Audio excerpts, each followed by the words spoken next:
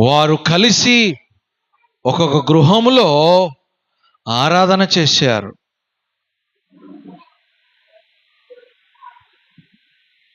మనము అపొస్తలుల కార్యములో మనం చూస్తుంటే వారు సంఘంగా కూడి ప్రార్థన చేస్తే పరిశుద్ధాత్మ చేత ప్రతి ఒక్కరు కూడా పరిశుద్ధాత్మ చేత నింపబడ్డారు. పరిశుద్ధాత్మ చేత నింపబడ్డారండి.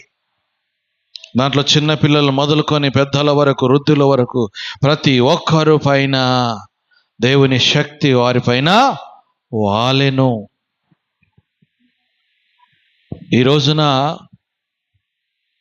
దినములు గడిచిపోతున్నాయి, సంవత్సరాలు గడిచిపోతున్నాయి.